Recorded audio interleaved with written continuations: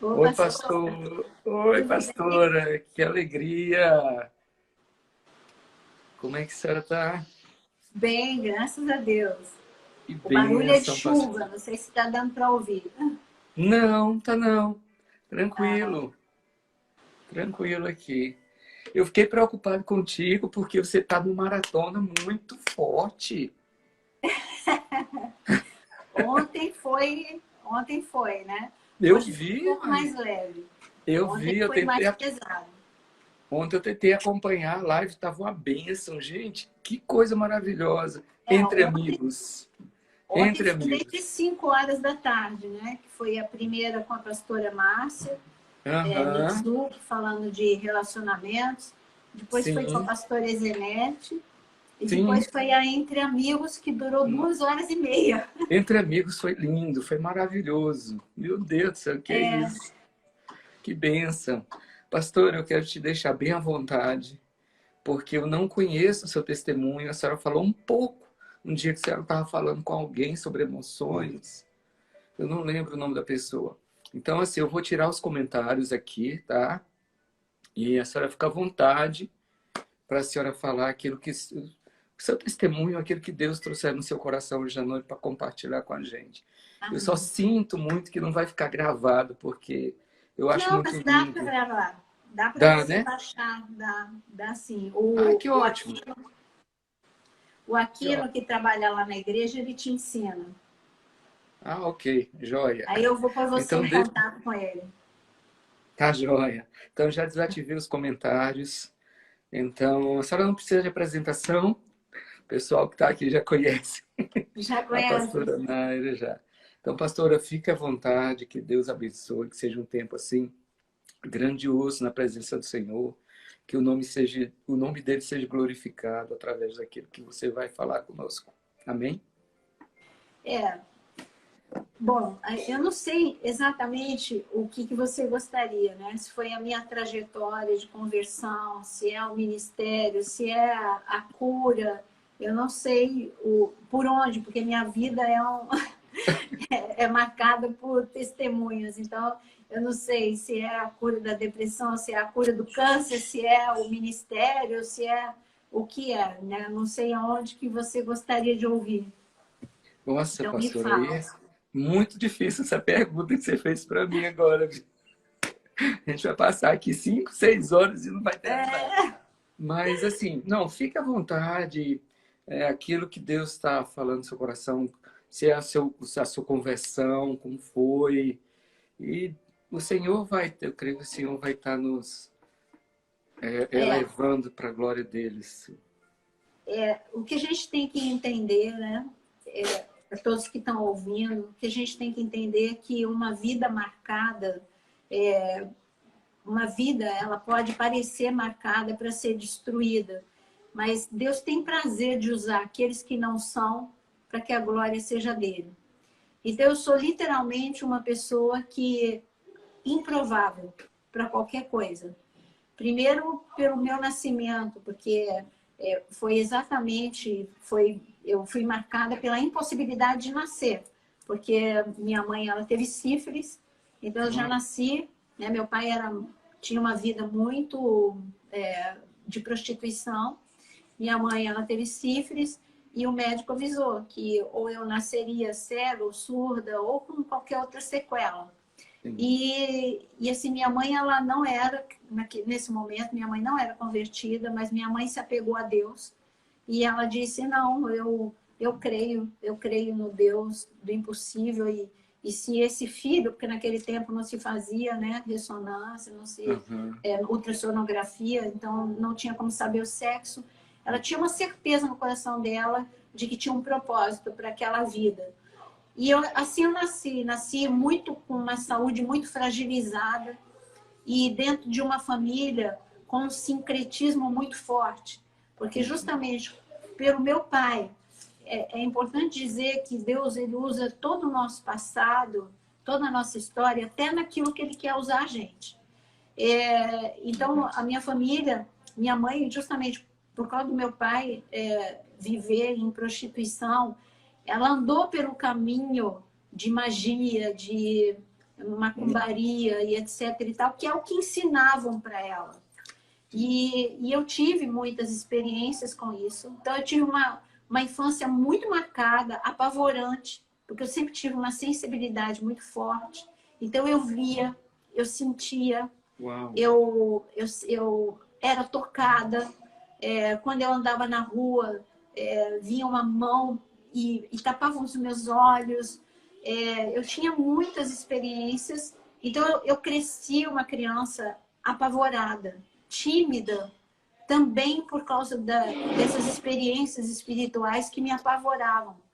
Eu, quando chegava à noite, uma das amantes do meu pai, foi uma experiência interessante. Eu tinha um cabelo para baixo da cintura e ela morava no mesmo bairro. E ela passou e agora que todo mundo que está ouvindo saiba que é uma família que não tinha proteção espiritual nenhuma, né?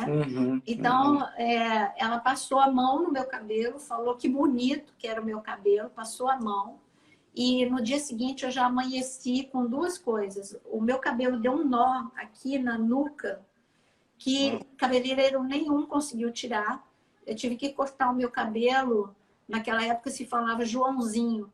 Eu tive que cortar o meu cabelo bem, bem batidinho, bem curtinho. E ninguém entendia aquele nó no meu cabelo. E eu comecei a ter dores de cabeça às 6 horas da tarde. Que eu lembro até hoje, eu era muito pequena, mas no nível da dor, eu tinha vontade de jogar minha cabeça contra a parede. Você tinha quantos anos, pastora, nesse período? Nesse momento, eu tinha 6 anos. Mas eu lembro nitidamente dessas dores de cabeça. Lembro também da minha mãe ter me levado a uma mulher para eu tomar um passe, né? Aí você só vai se afundando. Sim. E ali aquela mulher, ela não conseguiu fazer nada comigo. Ela só disse assim para minha mãe, que o que eu tinha em mim era muito forte, né? A mesma conversa, né? Pois é. E que eu tinha que desenvolver e etc. Então, a mesma conversa para todo mundo. Mas só que minha mãe, ela tinha... Até assim, até a benzer, minha mãe aceitava. Mas daí para frente, minha mãe não aceitava. Então, ela tinha um temor, né? Então, não foi adiante. E minha família é muito marcada pela tragédia, por perdas muito violentas, suicídio do meu avô, bancarrota do meu pai, enfim, até chegar ao suicídio da minha irmã, que foi mais tarde. Mas eu passei todo esse período aí, isso tudo trouxe, claro, essas experiências espirituais, aliadas a outras experiências de perdas violentas, fez com que eu me tornasse, como eu disse, uma criança e uma adolescente tremendamente tímida, ainda mais os problemas físicos, porque eu fiquei sequelada. Era como que assim, o diabo ele tinha um propósito, me matar. Como eu não morri com sífilis, aí eu tive sarampo com 3 anos. E o sarampo foi interno. Aí eu fiquei com sequela nos olhos e nos ouvidos. No ouvido eu tive que fazer uma cirurgia para o meu tímpano voltar a funcionar, mas não fiquei com nenhuma outra sequela de audição. Mas o tímpano eu tinha aquela sensação de ouvido entupido o tempo todo, como se eu tivesse andado de avião. E era horrível isso, porque eu não ouvia o som da minha voz para fora, eu ouvia o som da minha voz para dentro. É uma sensação que enlouquece qualquer um. Mas depois da cirurgia foi corrigido. E nos olhos, os meus olhos, eu fiquei com um grau muito, muito, muito, muito forte. Então eu tinha aqueles óculos de fundo de garrafa e muito bullying por causa disso. Ainda eu tinha muito sangramento de nariz, enfim, uma saúde muito, muito frágil. E tudo isso foi aumentando a baixa autoestima. Eu achava que eu era a pessoa mais feia do mundo, que eu era a pessoa mais inadequada do mundo, a pessoa mais infeliz do mundo. Então eu não via perspectiva. Assim foi até os 13 anos, que foi o momento que a minha irmã se converteu. E ela foi a primeira da família, porque ela se casou com um homem que assim, o meu cunhado, o meu ex-cunhado, né? Ele tinha tudo menos testemunho de cristão. Mas a família dele era posicionada. E foi a família dele que levou minha irmã. E minha irmã me levou. Eu, assim, a primeira vez que eu fui, não foi quando eu me converti, mas quando eu me converti, foi uma conversão de fato e de verdade. Quantos Com anos? 13 anos. 13 Hã? anos. 13 anos, né? 13 anos. E com 13 anos, Deus já começou a falar comigo de uma maneira muito forte, muito marcante. A primeira experiência, como eu tinha muita experiência com as trevas, não conhecia nada da Bíblia, eu acho que Deus falou comigo dessa forma só por isso. Então, eu escutei o meu nome, só que nós dormíamos 5 irmãos no mesmo quarto. Eu achei que fosse um dos meus irmãos. Era bem forte o meu nome. Naira, assim, de acordar mesmo. E quando eu vi que meus irmãos estavam dormindo, com as experiências que eu tinha com as trevas, não teve outra, né? Eu me enfiei debaixo do lençol, apavorada, apavorada, apavorada. Meu Deus. Até o domingo chegar, que eu ansiei para o domingo chegar, para falar com o meu pastor. E o meu pastor me dava muita atenção. E eu falei, pastor, ora por mim, eu estou ouvindo voz de novo. Eu pensei que nunca mais eu ia viver essas coisas. Eu ouvi voz. Mas ele teve um discernimento tão de Deus que ele falou assim, Naira, você tem certeza que você teve medo? Eu tive. Ele falou assim, pavor? Não, medo. Ele falou assim, olha, eu tenho no meu coração que não foi as trevas, Naira. Você tem que ter muito discernimento para falar isso, né? Nossa, demais! Eu que vivia tendo experiência com as trevas. E por que eu digo que Deus usa, né? Porque o meu ministério, por muito tempo, eu atuei, agora eu deleguei para o pastor Osano pelo acúmulo de funções que eu tenho, mas eu fiquei em libertação por muito tempo. E então, na igreja, mas agora eu deleguei para o pastor Osano. Então, o que acontece? Aí ele falou, Naira, se você tiver uma experiência de novo, ele me falou de Samuel, leu a Bíblia comigo. Ele falou assim, só fala, eis-me aqui, Senhor. Mas ele teve mais discernimento ainda. Ele falou assim, pode ser que ele não te chame com voz audível, porque essa não é a forma que Deus fala. Ele falou porque foi a tua primeira vez. Mas pode ser que você só acorde. E se você acordar, tenha certeza é ele. Abre a tua Bíblia, fica com a Bíblia do lado da tua cama, abre a tua Bíblia que ele vai falar com você. Que homem de Deus. Ele o tio K era, né? Ele faleceu. Aí eu, exatamente 3 horas da manhã, que tinha sido outro horário, eu acordei, assim, como que se alguém tivesse me chamado, mas não tinha som a voz. Exatamente como o tio Cássio falou. Aí eu peguei a minha Bíblia, eu sempre fui muito obediente, sempre. Assim, como filha, e como filha espiritual também. Ele falou para fazer, eu vou fazer. Então, eu peguei minha Bíblia, abri minha Bíblia. Eu falei assim, eu não sei onde é que eu vou abrir. Eu estou abrindo, Deus, estou abrindo. Se é o Senhor, só fala comigo. E foi meu chamado para missões. Jeremias capítulo 1, né? Que ele me conhecia e que eu iria, e eu entendi que era para as nações e que era guerra, né? O texto fala de guerra. Eu sabia que não era para lugar fácil. Só que eu tive um pastor muito sábio, que quando eu cheguei para ele, ele falou, e aí, Naira? E eu contei, ele falou, Naira, você tem um chamado para missões, só que você sabe o que é isso? Eu falei, não. Ele falou assim, você vai ter que se preparar. Eu falei, como que eu me preparo? Ele falou, você precisa, se Deus está falando nações, você tem que aprender línguas. E Jeremias 1 fala de nações. E você tem que aprender a palavra. Eu tomei tão a sério o que ele falou, que eu falei, dinheiro eu não tenho, mas obediência e vontade eu tenho. Eu sempre fui muito intensa, muito intensa. Em tudo que eu faço, eu sou intensa. Se é para cuidar de um animal, eu sou intensa. Se é para cuidar de neto, eu sou intensa. Então eu falei assim, dinheiro eu não tenho. Aí eu fui na minha maratona atrás de oportunidades. Eu comecei a ir atrás de pessoas nativas para que eu pudesse aprender, por exemplo, o inglês, oferecendo meu trabalho para em troca disso. Eu bati na porta do consulado italiano e lá tinha curso gratuito, então eu fiz o curso completo lá. Bati na porta da Aliança Francesa e fiz até o curso superior, tudo com bolsa de estudo. Fiz até o Nancy. E muita dedicação na palavra. Ia atrás de Russell Shedd, ia atrás, porque ele ia na minha igreja. O tio Cássio, ele chamava muito o pastor Jonathan. Me apaixonei por missões, e o pastor Jonathan, que é o presidente da Missão Antioquia, eu ofereci meu trabalho e eu comecei a trabalhar na Missão Antioquia, tudo gratuito, tudo voluntário.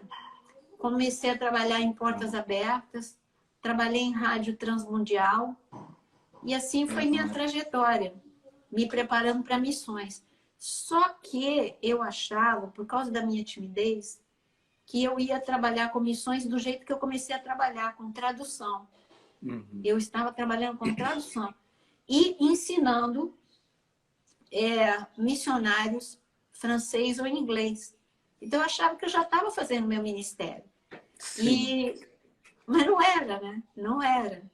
Só que aí Deus ia ter que tratar comigo outros assuntos, porque por causa da timidez, para mim aquilo era minha zona de conforto. Trabalhar com tradução, dar aula para poucos missionários, isso era já, para mim, já era o máximo. E foi quando eu comecei, eu entrei num período em que, é claro que o inimigo nunca fica satisfeito, uma pessoa tão intensa como eu esfriei. O esfriamento, pastor, ele não chega de repente. Ele é perigoso porque ele vem gradual. Se fosse de repente, a gente tomava mais cuidado. Eu era envolvida com muita coisa, com coral na igreja. Eu era envolvida com todo esse trabalho que eu falei.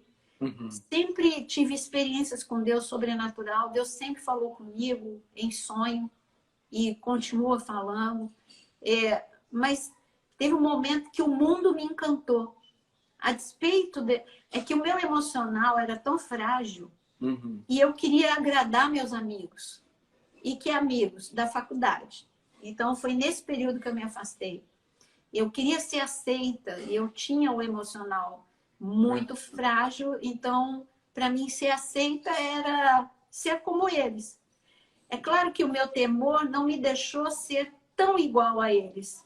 Eu não fumei, não bebi, não conseguia ir para a noitada, mas eu me desliguei de Deus, eu me envolvi com outras coisas, comecei a ter namoros errados, enfim, comecei e esfriei completamente. E nesse esfriar veio também depressão. Só uma curiosidade, né? Uma curiosidade. Essa questão do esfriamento me chamou a atenção, né? Como dá para saber quando a pessoa está esfriando, assim, ou como a senhora falou, que ele vem tão gradual que às vezes a gente já se pega nele, ou não, pastora? Aproveitar o seu lado de pastor e de psicóloga também. Tem sintomas. Eu participava do coral e nunca faltava. Eu comecei a faltar. Para mim, o que era importante já deixou de ser importante. Eu morava longe da igreja e nada, absolutamente nada, era desculpa para eu não ir na igreja. Mas, de repente, eu já não podia ir porque eu tinha prova na segunda-feira, porque eu tinha alguma coisa para fazer, ou porque estava frio, ou porque estava chovendo.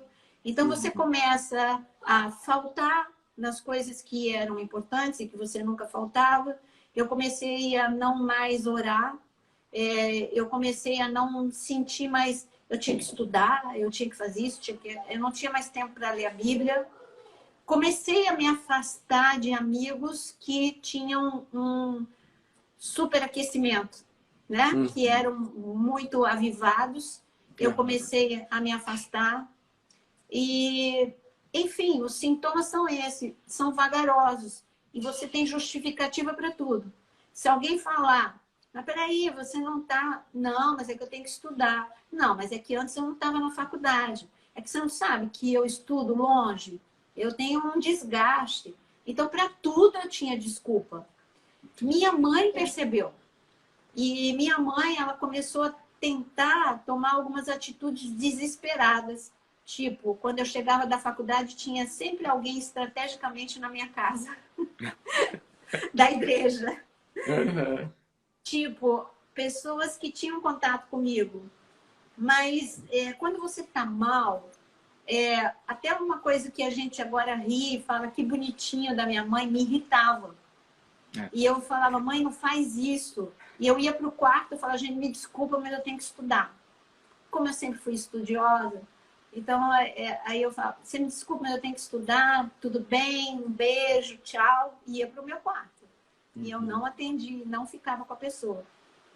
Então, o esfriamento ele é perigoso porque cauteriza a mente. É isso que a palavra fala. Você começa a se adaptar com a frieza. É que nem os nossos olhos. No início, a escuridão fica na penumbra. Mas se você ficar muito tempo na escuridão, você começa a se acostumar com a escuridão e você começa a ver contornos. Você já não fica tão perdido na escuridão. E foi isso que aconteceu. No início, eu fiquei meio perdida nesse mundo novo. Eu acho assim, sabe quando eu vi? Às vezes Deus permite você chegar no fundo do poço para você ver aonde você está. Eu cheguei tão no fundo do poço que eu comecei a namorar com um rapaz e tinha 2 salva-vidas que eles eram homossexuais, que eram muito meus amigos. E aí, eles falaram assim, Naira, o seu namorado, o nome dele é Eduardo, o Eduardo a gente viu no vestiário. Gente, que homem lindo, que não sei o quê. Eu comecei a rir, eu devia, sabe, em tempos normais eu não daria risada de uma coisa. Eles estavam falando que eles tinham visto meu namorado tomando banho. Olha, e eu achei a maior graça. Eu ri, mas na hora, quando você tem Deus lá dentro, Deus deixa até isso. Quando eu ri, mas deu um impacto no meu coração. Cara, onde é que eu cheguei? Eu tô achando engraçado isso. Eu tô achando o máximo isso que eles acabaram de falar. Eu tinha que estar ofendida. Como é que você tá vendo, né? Mas eu tava achando graça naquilo, naquela perversão. Eu tava achando graça. E isso me chamou atenção. E foi nesse momento que Deus usou uma pessoa na faculdade, uma amiga minha, que falou assim, Naira, você não é evangélica? Eu falei, era. Eu falei, eu tô afastada. Aí ela me convidou para uma reunião. E eu disse para ela que eu não queria ir, não. Ela falou assim, vai, por favor, Naira, é lá na faculdade da engenharia, vamos lá comigo. Eu fui e mais uma vez tinha uma armadilha de Deus para mim ali. O líder era um rapaz que ele me viu chorando, ele estava muito ungido, ele me viu chorando o tempo todo, ele foi falar no final da reunião como que para me evangelizar, porque ele me viu chorando, ele achou que eu estava emocionada, porque eu estava ouvindo Jesus pela primeira vez. E foi quando eu falei para ele, não, eu estou chorando é de arrependimento. Eu conheço Jesus e eu estou longe e eu não sei o caminho de volta. Uau. E o caminho de volta é difícil, viu? É difícil. Na cabeça da gente tem que as pessoas vão nos condenar. E a gente não sabe mesmo. A gente tem vontade, mas não conhece o caminho de volta. Sabe onde a igreja está lá? E aí ele falou de que igreja que eu era, eu falei. Ele falou, puxa, eu sonho em conhecer a tua igreja, já ouvi falar. Me leva lá? Eu falei, você tá brincando, né? Eu tô falando pra você, eu era ativa, eu era do coral, eu era... Sabe, se eu voltava, todo mundo me olhar estranho. A minha cabeça funcionou assim. E aí ele falou, não, olha, você tem que me levar, porque meu sangue está na tua mão. Eu tenho um problema e eu sei que na sua igreja esse problema vai ser solucionado. Eu sei pelo ministério que tem lá. E aí ele colocou esse peso na minha mão. Eu fui E quando eu fui, foi o dia da minha volta, porque Deus me abraçou de uma forma tão carinhosa, meu pastor me abraçou de uma forma tão carinhosa, que foi o meu retorno. Claro que o diabo não estava satisfeito. E resumindo, teve um momento, depois da minha depressão, teve um momento muito sobrenatural, sabe? Eu morava em Cuiabá. Oi? Pastora, Naira, essa depressão veio nesse período do seu esfriamento? Não. Essa depressão foi, eu morava já em Recife. Depressão, ela nunca é o motivo, ela não é o gatilho. O gatilho te leva para lugares de grandes perdas ou tragédias. Então, a depressão veio um gatilho em que eu tive supostamente um aborto. Eu digo supostamente porque foi um erro médico. Eu nem tinha tido o aborto. E não era motivo. É tristeza, sim, mas não era motivo para uma depressão. Mas sim, me levou. Me levou para um nível de depressão. Você me conhece já um pouco. Você está vendo essa minha energia? Eu sempre fui assim. Eu sempre fui multitarefas. Eu sempre fui uma pessoa muito... A te acompanhar. Eu sempre fui muito... Assumi muitas tarefas, sou muito dinâmica. E, de repente, eu fui para a cama. Eu não consigo nem dormir à tarde. Eu posso, que nem essas lives da madrugada que eu fiz com a Ludmilla ou com a Izenete, eu não consigo repor o sono. Por exemplo, vou dormir depois do almoço, eu não consigo. Eu não sei o que é isso, eu não consigo, não é meu.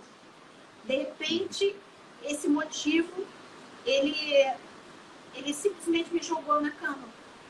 Eu não levantava para mais nada, eu não comia, eu tinha dificuldade para fazer as coisas básicas, que era tomar banho e trocar de roupa.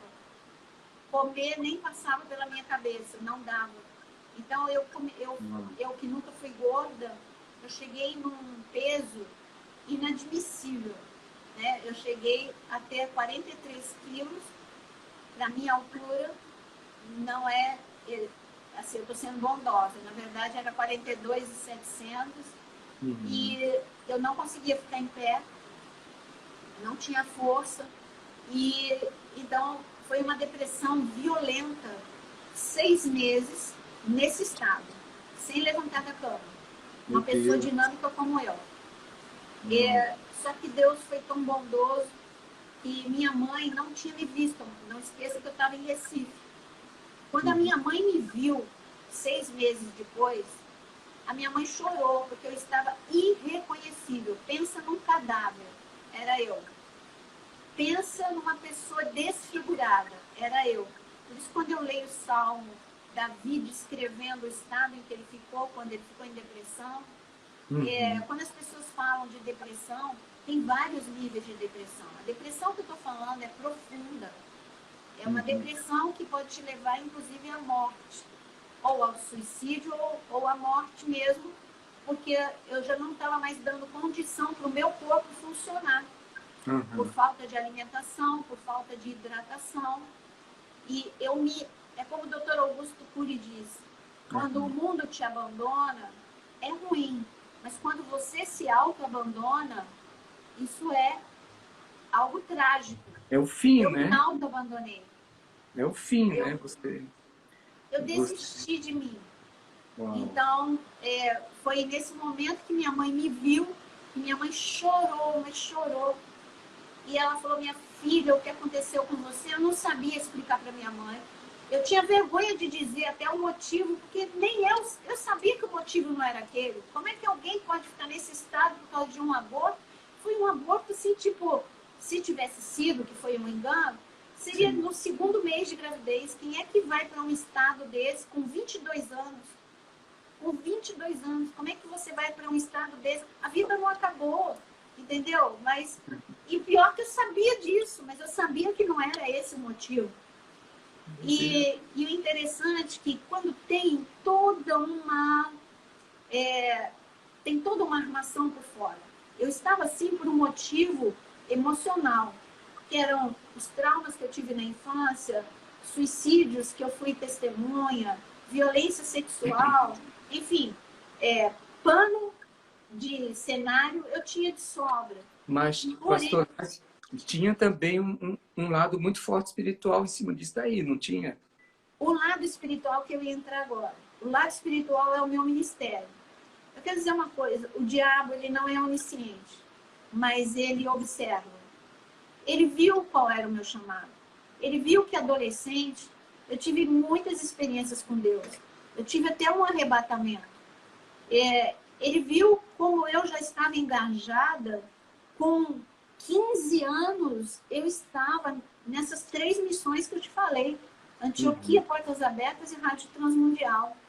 Então, ele sentiu o cheiro. É como quando ele tentou paralisar a geração do Egito com o decreto de morte. É como ele tentou paralisar a geração de Jesus com o decreto de morte também sobre as crianças. Sim. Então, eu digo para você, pastor, que só vou pular uma coisa para te contar. Eu estava, a gente está falando de mundo espiritual, eu estava numa libertação e nem era eu que estava fazendo a libertação. Era o pastor Fernando em Goiânia. De repente, a pessoa possessa, se tem uma coisa que eu não deixo é demônio falar, eu mando calar a boca. Mas como não era eu que estava fazendo, eu não interfiro na pessoa que está fazendo, porque você não pode, é uma questão de hierarquia. E como era o pastor Fernando que estava fazendo, aquela pessoa possessa virou para mim e falou assim, tentei te matar várias vezes. E falou dessa forma, assim, tentei te matar várias vezes, fisicamente não deu, mas você sabe aonde eu te coloquei. E aquele impacto, eu sabia, gente, eu sabia do que estava falando. E logo o pastor Fernando mandou calar a boca, mas eu já tinha certeza do que estava falando. Por que o mundo espiritual? Pastor, nesse momento em que eu estava em depressão, um mês antes de eu entrar em depressão, eu contratei uma pessoa para trabalhar e me ajudar. Só que eu já estava amortecida espiritualmente e eu não enxerguei que aquela pessoa, se eu te contar que ela era mãe de santo, você acredita? Eu não enxerguei. E ela começou, e eu comecei a entrar nesse estado. Ela virou para mim e falou assim, você é a pessoa, você lê a Bíblia, eu ainda não estava em depressão profunda, você lê a Bíblia, mas ela me desafiou. Ela falou, você é a pessoa mais triste que eu já vi. Ela falou assim, eu posso te trazer uma planta para te alegrar? Olha a idiota aqui. Eu que tive experiência com a minha mãe, com tudo, eu falei que sim, porque eu gosto de planta. Eu falei que sim. Essa mulher encheu a minha casa de planta, bonita. E eu fui só caindo. Motivos eu tinha, como eu te disse, violência sexual, suicídio, tantas coisas, humilhações, perdas. Mas aí, o que aconteceu? Quando minha mãe voltou para São Paulo, ela foi logo pedir socorro. E ela descobriu que tinha um pastor em Recife, eu estava em Recife, ela descobriu que tinha um pastor em Recife, que era um homem de Deus. E uma pessoa tinha dito, olha, enquanto meu marido trabalhou lá em Recife, agora eu fui transferida para São Paulo. Eu fiquei na igreja do pastor Eli. Pastor Eli é um homem de Deus, ele vai socorrer tua filha. Aí a minha mãe me deu o telefone do pastor Eli. Mas eu não tive força para telefonar para o pastor Eli. Mas minha mãe fez isso. Quando minha mãe viu que no terceiro dia eu não tinha ainda telefonado, minha mãe telefonou. Aí o pastor Eli foi na minha casa. Eu queria sair daquele estado. Né? Eu não queria ficar, eu não queria morrer. Eu queria viver. Então eu recebi o pastor Eli. E ali ele veio acompanhado de uma médica que participava do ministério da Valnice Milhomes, psiquiatra, a doutora Graça, e o pastor Eli, da igreja metodista. Eles entraram, pastor Eli era renovado. Primeira coisa que ele viu, e ele falou assim, eu estou vendo o estado em que você se encontra, mas eu só posso te perguntar uma coisa, por que você tem essas plantas na sua casa? Eu falei, eu ganhei. Ele falou, isso aqui é tudo de macumba, como é que você tem isso na tua casa? Eu falei, pastor, o que você tiver que fazer na minha casa, você faz, porque eu quero viver. Ele jogou tudo fora, por quê? Porque ele também tinha vindo de família com histórico como eu. Só que eu fiquei cega. Eu já não tinha mais nem... Eu nem tinha mais identificado espada de São Jorge, não tinha mais nem identificado nada daquilo. Tem muita gente, né, pastor, assim, que não crê nisso, né? Pois é. Acha que às vezes é exagero. Nossa. Aí ele falou assim para mim, Naira, você vai mandar ela embora amanhã, mas você seja bondosa, generosa, você com calma, né? Você diz que você não precisa mais do trabalho dela, você dá um salário a mais, seja bondosa. Pastor, se você soubesse que eu não tinha... Eu disse que eu não levantava mais, não é? Uhum. Nesse dia, foi a primeira vez que eu, me arrastando, fui até a área de serviço. Quando eu vi, o meu tanque estava cheio de vela. O meu tanque, estava cheio de vela. Aí eu voltei escandalizada, joguei tudo aquilo fora. Aí eu voltei escandalizada para o meu quarto. Eu falei, Deus, me perdoa eu ter deixado tudo isso entrar aqui, me ajuda. Eu só tinha força para falar curtas frases, eu ainda não estava recuperada. Aí eu dormi. Eu disse que Deus sempre fala comigo em sonho. E eu sonhei que aquela mulher entrava na minha casa, ela passava pelas paredes, ela não precisava da porta. E ela entrava, ela mexia em tudo que era meu, nas minhas roupas, na cozinha, em tudo que era meu. E no sonho, eu começava a expulsar, né? Declarar o nome de Jesus, né? Para sair em nome de Jesus. Eu acordei com o meu próprio grito. E aí eu já acordei com essa decisão. Eu dispensei. Só que tem um processo emocional aí também. Tinha motivos emocionais. O espiritual tinha sido eliminado. Mas tinha os motivos espirituais, emocionais. Eu não levantei da cama, mesmo mandando ela embora. Eu não conseguia. Era mais forte do que eu.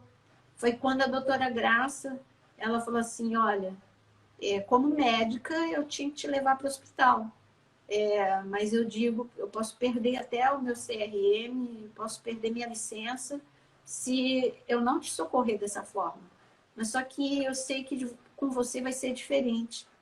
Ela falou, mas você vai ter que obedecer tudo que eu te falar. E eu falei, eu quero obedecer. Eu não sei se eu vou conseguir, mas eu quero obedecer. Como eu disse, obediente eu era. Eu tive uma experiência em que ela pedia, ela deu tarefas. Ela disse assim, olha, você vai ter que... o que te dava prazer? Em Recife, né, eu gostava de ver o mar. Aí ela falou, você vai amanhã, é a única tarefa do dia. Você vai levantar, você vai até a janela. Eu falei, mas eu não consigo. Ela falou, agora não é uma questão de conseguir, agora é uma questão de se esforçar. Nem que você tenha que ir se arrastando, mas você vai. Você vai para a janela, você vai olhar para fora, você vai pensar em algo que te dá esperança. E aí ela foi me dando pequenas tarefas. Primeiro era ir até a janela. Depois, junto com a janela, era eu me forçar a comer, me forçar a beber. Você disse que você quer viver, então se esforça. Ela me ajudou a encontrar qual era realmente o motivo da depressão, né? Qual era realmente a zona de conflito, porque senão eu voltaria sempre, qualquer gatilho me levaria para lá. E então ela me deu também tarefas pequenas, como voltar a ler, que eu não conseguia mais ler. Então, o Salmo 23 que eu dei aula, era o Salmo 23, 2 versículos, porque ela sabia que eu não conseguia entender. A depressão, ela te deixa, no estágio em que eu estava, a mente fica totalmente embaralhada. Você fica... a depressão junto com um burnout, que é um estresse em que a tua mente, você perde a tua concentração. Então, para eu ler 2 versículos, eu tinha que me forçar muito, porque eu tinha que ler, reler para eu entender, porque a mente já não entendia mais. E o pastor, ele profetizou. Ele pôs a igreja toda para orar e jejuar, e eu fui fiel nesses exercícios que eu tinha que fazer. Ela mandou escrever coisas, enfim, tudo que ela mandou eu fiz. E aí ele disse assim, Naira, eu creio num milagre, eu creio que no 7º dia você vai estar lá na igreja. Eu falei, pastor, o milagre é eu levantar. Homem de Pastor, o Deus. milagre é eu conseguir chegar até a janela. Você está falando até a igreja. Pastor, eu não consegui nem pegar no telefone para te ligar. Aí eu estava que nem Sara, sabe? Sem acreditar. Ele falou, Naira, Deus falou comigo, 7º dia você vai estar lá. Vai ser sobrenatural. Porque eu digo para você, depressão é um processo, não é assim, 7 dias, não é. E tem medicação, tem tudo isso. Estou falando que isso foi um caso sobrenatural. Sim. Eu sei que no 6º dia, pastor Beethoven, dentro do meu exercício, era tão difícil ler a Bíblia, que eu estava lendo, e eu lembro que eu estava no Salmo 91, eu falei, hoje eu não vou ler o Salmo 23, vou ler o Salmo 91. Eu estava no Salmo 91, tentando ler, e me deu sono, de tanto esforço. Aí eu pus a Bíblia na minha cabeça, no meu criado mudo, e dormi. E quando eu durmo mesmo, durmo pesado. Mas eu lembro dessa cena de eu ter colocado a Bíblia fechada e no meu criado mudo. Só que eu acordei com a Bíblia aberta e no meu travesseiro. Falei, será que alguém leu a Bíblia para mim? Como não? Ninguém. Eu falei, como pode? A Bíblia está aberta. Mas nisso que eu estou pensando, eu salto da cama, coisa que eu já não fazia mais. Saltei da cama, abri o guarda-roupa, tudo isso sem eu perceber. Aí voltou a Naira normal. Comecei a escolher a roupa.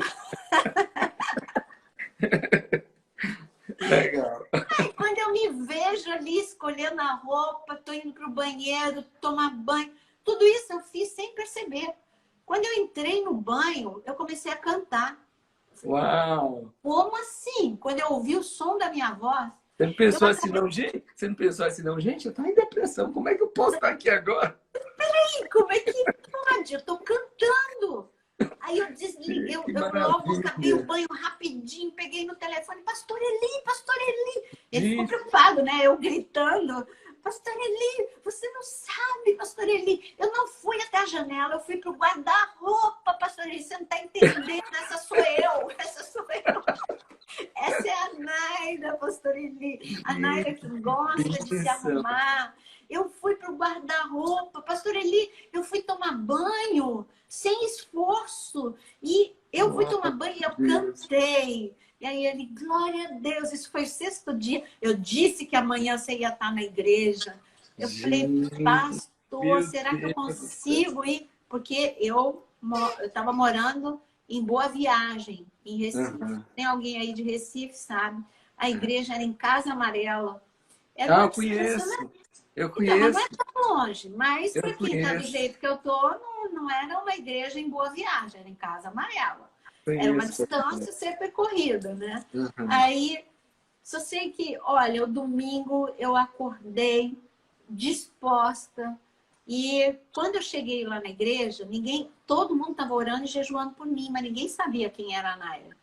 E era dia de ceia. E por isso que eu falo sempre na igreja, ceia é dia de milagre, né? E porque me marcou. Aí eu cheguei, era dia de ceia, eu peguei a minha ceia. Lá na igreja eles tinham o hábito de todo mundo ir lá na frente, era uma igreja pequena, todo mundo ia tomar a ceia lá na frente, todo mundo ficava de joelho no genuflexório, coisa que eu nunca tinha ouvido falar, genuflexório.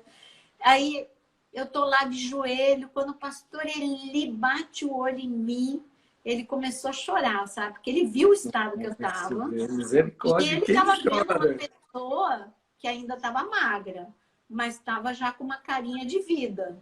Ainda tá uma pessoa que estava em pé, né? Que estava trocada, que não estava abandonada.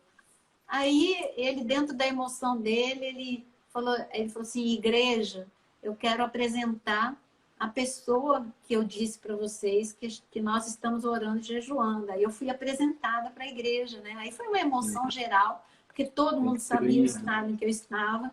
porque a doutora Graça também falou, né, o estado em que eu estava.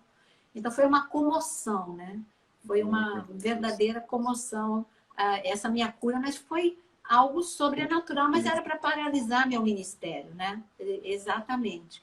Mas aí, aquilo que o diabo quer fazer para te destruir, Deus usa para te construir. Foi bom, sabe por quê? Porque aí eu soube o que, se não me paralisasse naquele momento, iria me paralisar em qualquer outro momento. Era um trauma que eu tinha que superar. Senão qualquer contrariedade ou frustração iria me levar para esse ponto de depressão. Em qualquer outro... E eu tenho um histórico. Porque a depressão ela pode ser por golpes, por frustrações, mas não esqueça que também existe algo hereditário também. E como meu avô tinha se suicidado, como eu disse, minha tia também, minha irmã, eu era a próxima vítima. Entendeu? Então, se não fosse aquele momento que eu fiquei paralisada, seria um outro momento. Então, Deus, até mesmo aquilo que seria para me destruir, Deus usou para me construir.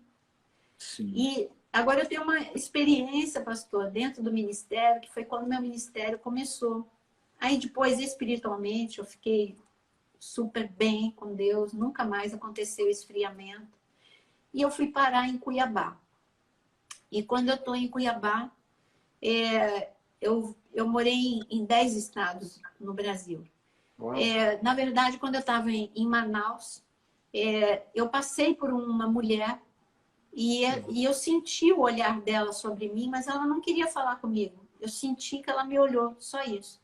Sabe quando você sente que é um olhar diferente? Sim. Eu passei por ela. Como eu sempre fui tímida, eu não sou de puxar assunto, então, aí eu falo no púlpito, eu falo na live, mas em ambientes sociais eu sou tremendamente tímida. Então, ela olhou para mim, eu olhei para ela, sorri e continuei andando. E isso num ambiente de trabalho. E eu mudei de Manaus e estava morando em Cuiabá. Essa mulher é uma mulher de Deus. Pensa numa mulher de Deus, analfabeta. Sabe aquela mulher de Deus? Vânia, de Deus. E ela tinha ido no banco. Quem trabalhava no banco era o marido dela, não era ela. E o marido dela se chama Nadilson. E ela disse assim, Nadilson, a Naira mudou para Cuiabá? Ela mudou para Cuiabá. Pois é, mas Deus me deu um recado, eu tenho que falar com a Naira. Eu pego o telefone e falo, eu tenho o telefone dela. Não, tem que ser pessoalmente. Vânia, maluca, nós temos 5 filhos. Meu salário mal dá para isso. Vânia, pega no telefone e fala com a Naira. Não, Deus mandou eu ir. Eu tenho que dar o recado olhando no olho dela. Meu Deus! Nadilson falou, eu não tenho dinheiro, Vânia. Eu não preciso do dinheiro. Deus que mandou eu ir vai me dar. A Vânia é assim. Aí ela foi para a igreja domingo. Nadilson, Vânia, 5 filhos. Passa uma pessoa da igreja. Vânia, Deus mandou eu te dar uma coisa. Ela falou, só estava esperando. Essa daí. Aí ele deu um envelope. Gente. Aí ela perguntou, Nadilson, quanto custa uma passagem de ida e volta, né, Nadilson, para Cuiabá? Ele falou, não sei, Vânia, eu vou ver. Ó, o dinheiro tá aqui, não vou nem abrir, tá aqui. Meu Deus. Acredita que era o valor da passagem Meu dela? Deus do céu. Aí o Nadilson me dá um recado. Ô, Naira, eu tô morrendo de vergonha, mas a minha mulher tá indo aí para Cuiabá. Ela disse, tem um recado para você. Você recebe, a Vânia? Falei, claro, Nadilson. Eu falei, gente, que doideira é essa? Como é que a mulher sai de Manaus para me dar um recado, né? Aí ela bateu lá na minha casa. Que ousadia! Imagina a pessoa mais tímida da face da terra. É muito sem graça você falar com uma pessoa tímida, sabe? Hoje eu não sou tão tímida quanto eu era. Aí eu, claro, abri, fui gentil. Aí ela falou assim, olha, eu vou ser direta no recado que Deus tem. O negócio é o seguinte.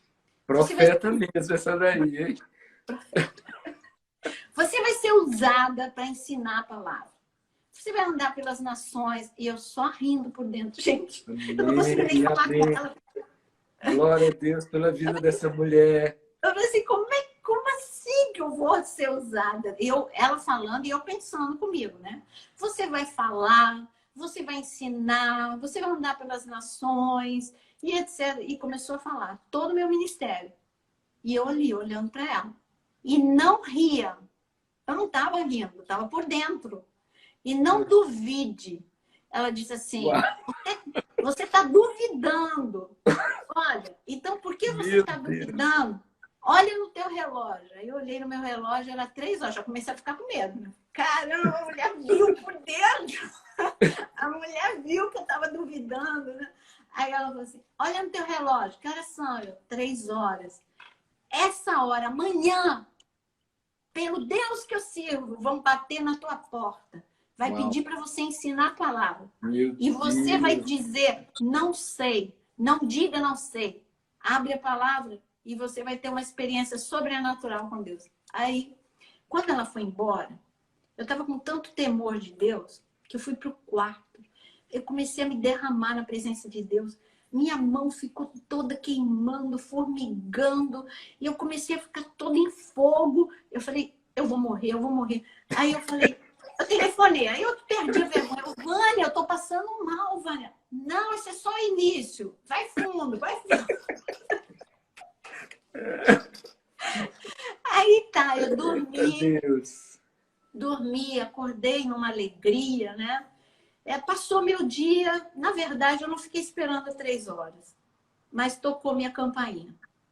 Eu olhei para o relógio, era 3 horas. Falei, só falta essa agora. Meu Deus, eu não estou duvidando mais, não precisa mandar ninguém lá. Eu não estou duvidando. Aí, quando eu olhei pelo olho mágico, porque não foi interfone, era minha vizinha. Falei, tranquila, minha vizinha. Aí eu abri, ela falou assim, Naira, você não é evangélica? Eu sou. Ela falou, pois eu me converti ontem. Será que você não... Eu tô com uma sede de Deus, não dá para você me falar alguma coisa? Estava na ponta da língua aqui, eu não sei. Aí eu falei, olha, eu vou tentar, tá bom? Eu vou tentar te ensinar. O pouco que eu sei, eu vou te ensinar. Aí eu sentei, isso era 3 horas da tarde. 6 horas da noite. Eu ainda estava falando, nunca vou esquecer na minha vida, Vitória. Imagina, livro de Esther. Eu abri o livro de Esther, eu entendia tudo. Eu entendia, eu me assustava com o que eu estava falando para ela. Eu falei, olha, eu não sei como eu sei, mas... Então, vamos continuar, né? Você souber como meu coração está batendo aqui, o testemunho. Gente, que loucura! Aí, é claro que quando deu 6 horas da tarde, eu tinha que falar com a Vânia. Vânia, eu ensinei. Vânia, 3 horas. Vânia, isso. Vânia, aquilo. E ela bem séria no telefone. Acabou. O que é? Acabou. Você não vai ter mais isso. Agora, era só para você crer. Agora você vai ficar quieta 3 anos. Você vai mergulhar na palavra. Você vai estudar a palavra. E é Deus que... Você vai ser autodidata. Deus vai te levar. Vai ser a experiência que Paulo teve. Ninguém vai te ensinar. Não entra agora num curso de teologia nem em seminário. Vai ser você e ele 3 anos. 3 anos. Quando completar 3 anos, aí o teu ministério vai começar. Olha, Beethoven, eu acordei no dia seguinte... Olha, que experiência, viu? Meu Deus do céu. Até pouco tempo atrás, eu tinha todos os cadernos. Porque foi num tempo em que a gente não tinha computador em casa. Foi num momento em que não existia essa facilidade que hoje tem. Eu ia nas livrarias, eu sabia o que eu tinha que comprar. Não tinha as facilidades de Google. Eu tive que fazer um mega investimento de livros, de história, de geografia, de tudo que eu... Era Deus que ia me orientando mesmo. E inclusive, assim, eu escrevia tanto, que o que eu estudava, eu tinha experiências tão profundas com Deus, eu escrevia tanto, tanto, tanto, que parecia que eu ia escrever um livro. Passou Então, rápido. Uma hora foi 1 minuto. por isso que eu falei, por onde você quer, né? Não, fica à vontade. A gente está batendo um papo aqui. Meu Então, eu vou coração aqui tá concluir isso. para sair pela boca de tanta. Então, Uau! eu vou concluir isso, né? E que fique claro que nesse momento eu era ovelha de um grande homem de Deus, que eu faço questão que você conheça, pastor Francisco, que ainda mora em Cuiabá. E ele testemunhou tudo isso. Ele é a minha testemunha ocular de tudo isso. Pastor Francisco não teve aí na sua casa? Sim, é ele. Ah, olha que bênção! É ele. Tem o WhatsApp dele, você me passou o WhatsApp dele. Então, é ele. Ele Uau! testemunhou tudo isso. E ele também é um grande homem de Deus, um grande profeta. E ele me disse assim, Naira, o que a Vânia te disse, eu acrescento. Eu nunca vou ouvir a tua voz aqui dentro dessa igreja. Porque quando der 3 anos, você não vai estar aqui. E foi literal, sabe? Eu, nessa trajetória, eu nunca... Era de manhã, de tarde, de noite. Era uma intensidade de estudo, era como que se eu tivesse num curso de teologia, num seminário, era mais intenso do que isso. E eu guardei esses cadernos por muito tempo, só quando eu mudei para o Rio de Janeiro, porque aquelas anotações só faziam sentido para mim. Não era para que nada acontecesse com aquelas anotações. Sim. Só que quando eu trouxe para o Rio de Janeiro, e um dia Deus falou comigo, isso já passou, o que eu te dou é novo, isso é velho. E eu, sem dó nem piedade, eu peguei 2 sacos de lixo e eu joguei tudo aquilo fora. Mas só que aí a pastora Fernanda, que na época não era pastora, ela foi me ajudar na mudança, ela falou, que é isso que você está jogando fora? Aí eu falei, não, são anotações minhas que eu tive de um período de estudo, mas não serve para mais nada, agora é lixo. Ela falou, esse lixo santo é meu agora. E ela pegou tudo. Se eu tivesse lá, se eu tivesse te ajudando nessa mudança, eu ia recolher também, viu? Com Eu certeza. falei, Fernanda, não vai fazer sentido. São coisas desconexas de quem está estudando. Não, mas eu quero esse lixo santo, eu quero esse lixo santo. E foi isso, sabe? Quando deu 3 anos, pastor Francisco, eu sou cercada de sobrenatural. Por isso, para ouvir minhas histórias, ou você crê ou não. Amém. Então, só que graças a Deus eu tenho testemunhos oculares, tipo o pastor Francisco. E Vânia, que ainda é viva. Então, o pastor Francisco, ele foi lá na minha casa, ele falou, Naira, olha, eu estou me despedindo antes de você saber que você vai. Você vai mudar para um lugar. Eu sonhei e eu vi. É um lugar, ele é muito usado em sonho. É uma cidade que tem todos os prédios iguais. Sem chance, Francisco. Eu não gosto de Brasília. Como é que eu vou mudar para Brasília? Mas você vai. E é lá que vai começar o teu ministério. Só que você tem que ir para debaixo de uma cobertura de alguém que entenda de guerra espiritual ou você vai sofrer. E assim, aí ele fez um desenho do Cristo Redentor e ele falou, e tem mais. Você vai para essa cidade. E ele assim desenhou saindo maldições das mãos do Cristo Redentor. É num momento muito difícil dessa cidade, momento de guerra, mas é propósito de Deus que você esteja lá. Falei, olha, você falou 2 lugares impossíveis. Primeiro, como toda boa paulistana, sempre tem aquela encrenquinha com o Rio de Janeiro, né? Primeiro, o último lugar na face da terra que eu moraria é Rio de Janeiro. Não vou morar no Rio de Janeiro. E Brasília não tem sentido, não tenho nada, ninguém em Brasília. Isso foi 1 mês antes ele me deu essa palavra. 1 mês depois eu recebi uma transferência para Brasília. E para Brasília. Só que, assim, em Brasília eu sofri uma consequência por ter me distraído por um momento. Eu fiquei ocupada com mudança e não fui para debaixo da igreja que ele tinha dito. E logo na 2ª semana em Brasília, o forno apagado, estourou no meu rosto. E foi uma explosão muito feia. O meu rosto ficou todo queimado, eu fui parar no hospital de queimados, todo o cabelo aqui queimou, sobrancelhas, cílios, foi algo muito sério mesmo. Foi quando eu vi que eu tinha realmente que ir para um ministério que eu estava em guerra e eu precisava mesmo estar debaixo de uma cobertura.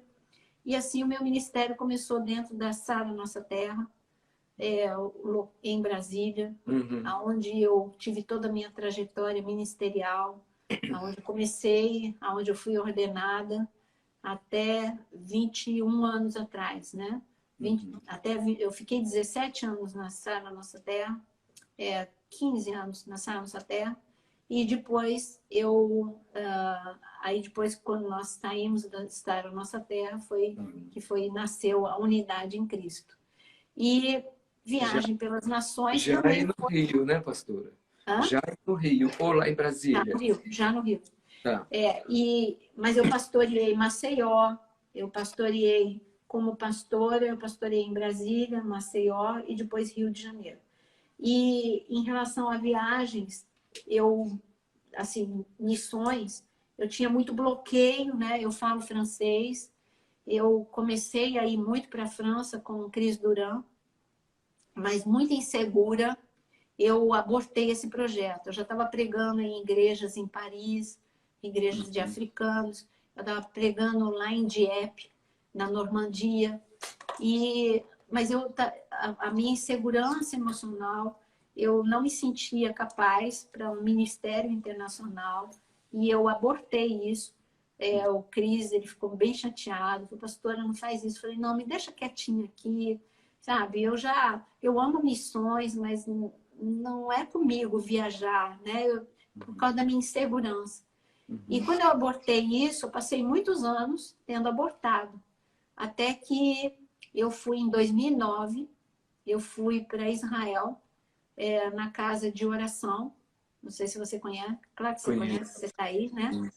E lá na casa de oração, Deus me pediu, me fez um pedido. Ele disse, uma pergunta, na verdade. Se por amor a ele eu abandonaria tudo. Como eu disse, eu sou intensa. Então eu sou intensa como dona de casa, como mãe, como avó, como esposa, como tudo. Então, deixar minha casa para ter esse nível de viagem que eu sabia que ele estava me pedindo, para mim era muito difícil. E só que ali eu chorei muito e eu respondi que sim. E não foi, Deus não me deu nem 10 minutos para eu respirar. Porque quando eu desci da casa de oração, aí naquele momento o Tiago Brunet tinha uma agência de viagem e ele me fez uma pergunta no ônibus. Ele falou assim, eu estou com um projeto de ensinar pastores aqui em Israel. Você poderia liderar esses grupos vindo aqui para Israel para ensinar? Aí eu falei assim, olha, 5 minutos atrás eu te diria que não, mas eu vou ter que responder que sim, porque Deus pediu esse tempo para mim.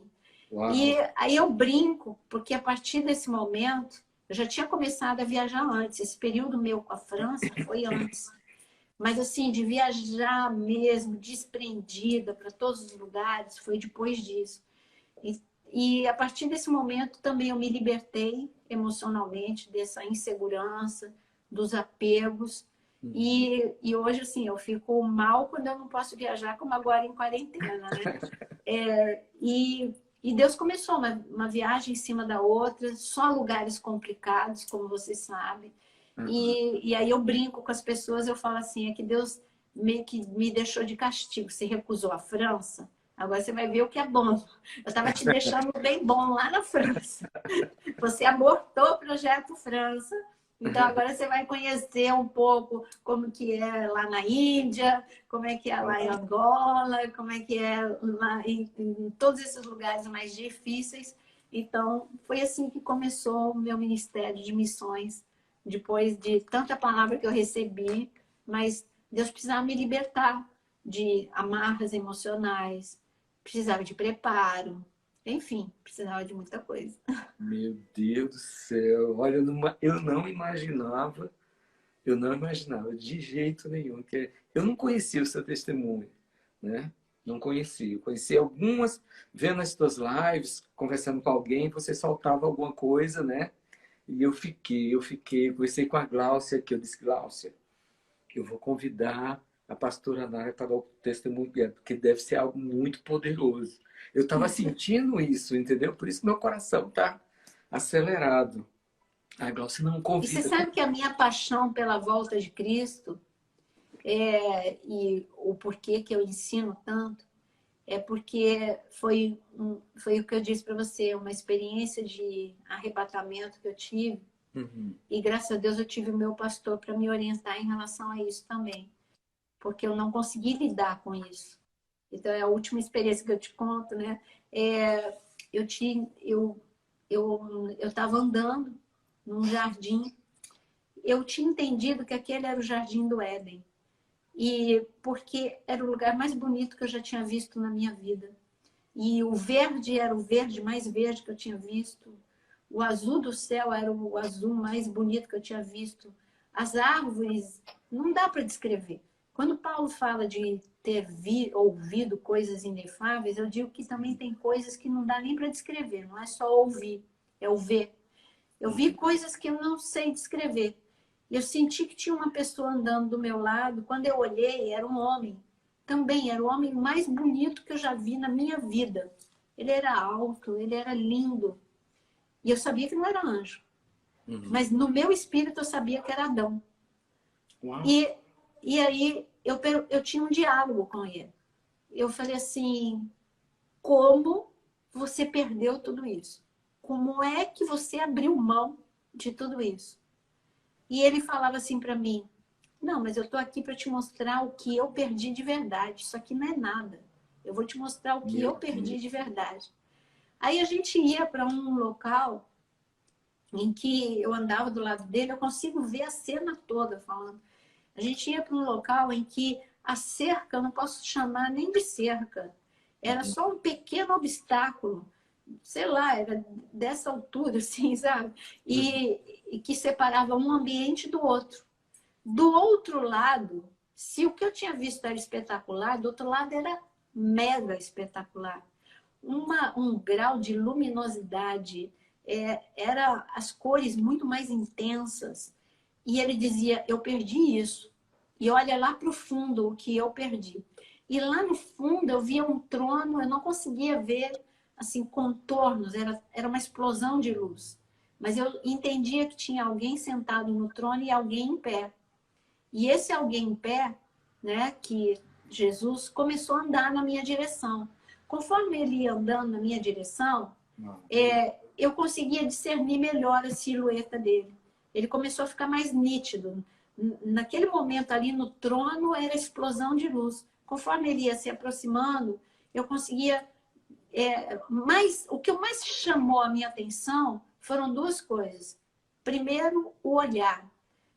O olhar era assim, tudo que me faltava na vida de amor, eu recebi naquele momento. Era um mergulho no amor. Eu nem sei de verdade se eu consegui ver o olhar. Eu só sei que eu senti o olhar dele em mim, e aquele olhar que eu senti era tudo o que eu precisava. Agora, os pés, sim, eu vi muito. E eu fiz um movimento de me jogar, porque eu queria me jogar nos pés dele, eu queria agarrar os pés dele, eu queria estar com ele. E assim, para minha grande frustração, ele fez um sinal, tipo assim, fez com a mão assim, não é agora que você vem. E eu entendi que se exatamente era o terceiro céu, eu entendi que eu queria era morrer, entendeu? Literalmente eu queria morrer. E aí eu entendo Paulo. E aí ele dizia, não, você vai ter o que você tem que fazer, você ainda tem coisa para fazer e você vai ensinar da minha volta. Por isso que eu tenho essa paixão para falar pela volta de Cristo. Por isso eu tenho essa certeza que a minha geração vai viver grandes coisas que o que a gente está vivendo já faz parte. E eu sempre tive essa certeza por esse encontro que eu tive. Só que eu não tinha maturidade para isso. Pensa numa pessoa desolada, era eu. Eu acordei, mas eu chorava. Aí eu fui pro coitado do tio Cássio, me aguentou.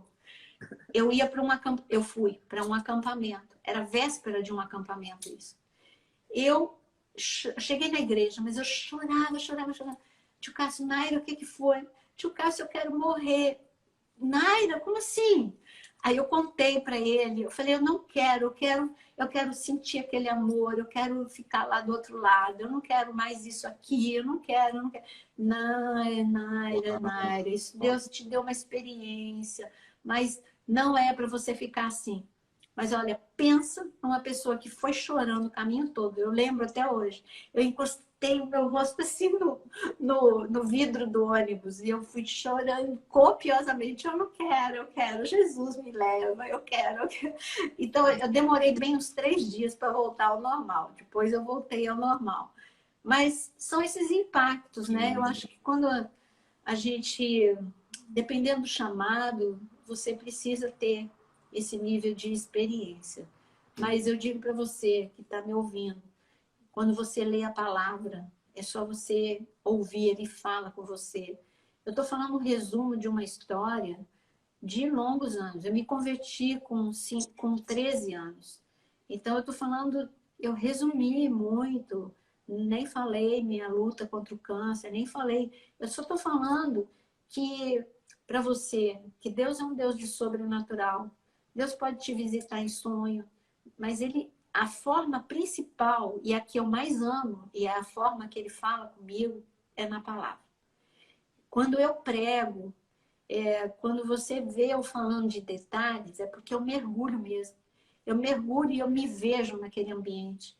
Esse é o meu maior prazer, é a palavra. Eu contei experiências de muitos anos. Então, eu não tenho essas experiências, não fazem parte do meu dia a dia. Eu não tenho esse tipo de experiência todos os dias. A experiência que eu tenho todos os dias é a presença de Deus, é o mergulho que eu dou na palavra. Isso foi, eu contei 3 ou 4 no decorrer de uma vida inteira. Eu já sou avó, eu tenho um neto de 12 anos. Pensa que eu estou contando o resumo de coisas sobrenaturais de uma pessoa que saiu de uma família muito destruída, que saiu com muitas experiências com as trevas, num tempo que a igreja ela não tinha, não se falava em restauração emocional, não se falava em guerra espiritual. Então, eu não tive esse suporte da igreja para o nível de vida que eu tinha. Então, eu tinha que ter esses impactos para me libertar das minhas raízes com as trevas, das minhas raízes de rejeição e de abandono e de traumas. Não tem o que hoje vocês têm. Hoje, nós temos tudo à nossa disposição. A igreja cresceu em conhecimento. O selo foi aberto. Então, esse nível de experiência que eu tive, não é necessário ter. O mais importante é você mergulhar na presença de Deus. Se Deus quiser te dar uma experiência ou outra, tudo bem, mas que você foque no mergulho na palavra de Deus e a se preparar. Não esqueça que eu me preparei para o ministério. Fui estudar línguas, fui estudar a palavra, fui estudar... Depois eu fiz o curso formal. Mesmo depois desse meu mergulho de 3 anos, eu fiz teologia, eu fiz letras, eu fiz counseling. Então, a vida não dá para viver só de sobrenatural. Eu me preparei para aquilo que eu faço, né? Que fique bem claro. Senão as pessoas acham que tudo vem assim, ó, cai do céu. Não dá. Nossa, pastora, que presente, viu? Te ouvir contar essas coisas assim que não tem preço, né? Não tem, a gente não encontra em livro, a gente não encontra em um livro que a gente vai ler, são experiências vivas. E para mim, assim, foi mais do que eu esperava. Eu sabia que ia ser poderoso. Hoje à tarde estava aqui, e eu gosto de orar aqui. E eu estava aqui orando por esse tempo aqui nosso, e eu sentia, olha, algo muito poderoso, é algo muito forte.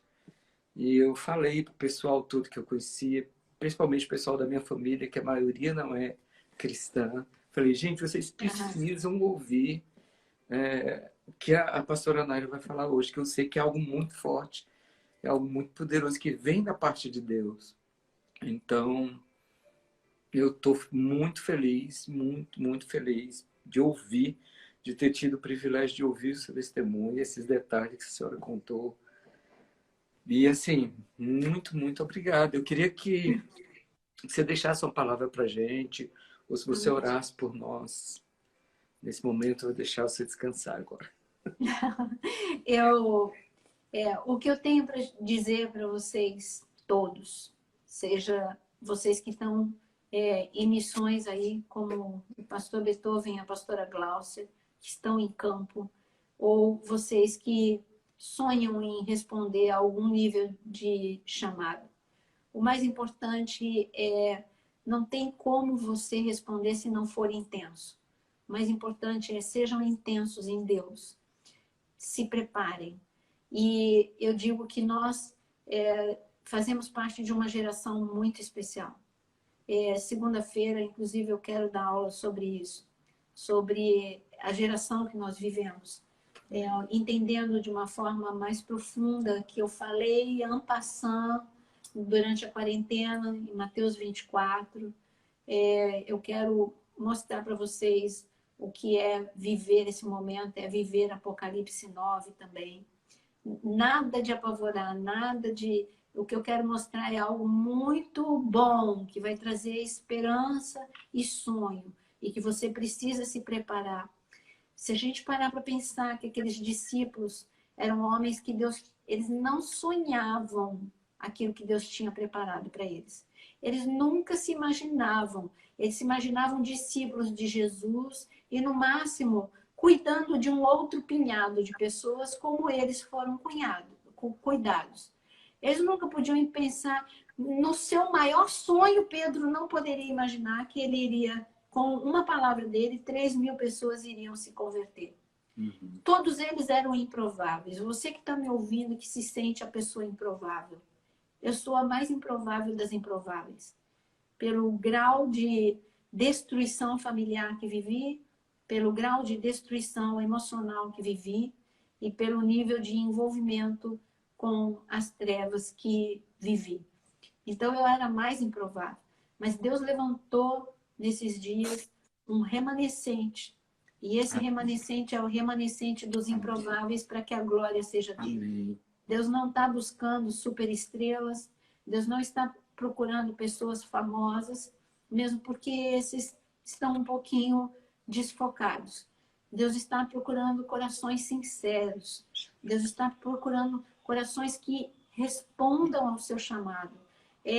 A mesma pergunta que ele fez para Isaías, ele está perguntando para você: a quem enviarei?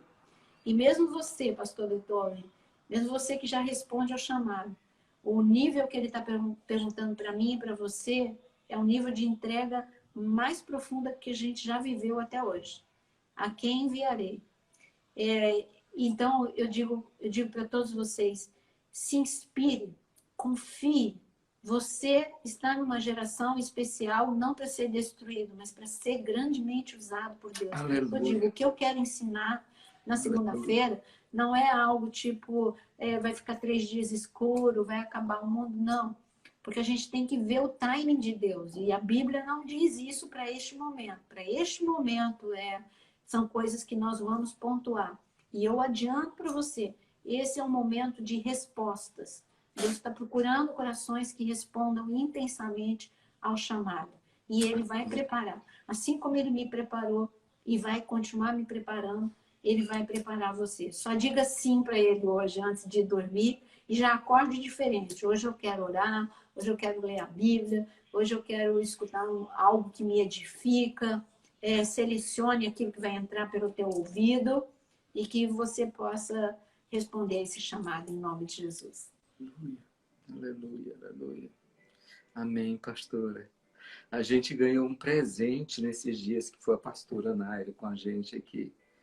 É uma pessoa que a gente tem aprendido muito. E assim, eu fico muito feliz de poder ter tido a oportunidade de se aproximar de ti, ter aprendido, estar aprendendo contigo todos os dias.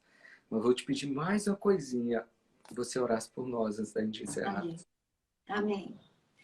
E não esqueça todo mundo que está ouvindo que a gente vai entrar na nossa terceira etapa das 150 horas de oração, viu? Verdade. Então, semana que vem tem vários momentos com a pastora Zenete, acompanhe, porque isso faz parte desse momento que a gente está vivendo da nossa geração. Muito tá importante. Bom? Pastora, que hora vai ser a aula na segunda-feira?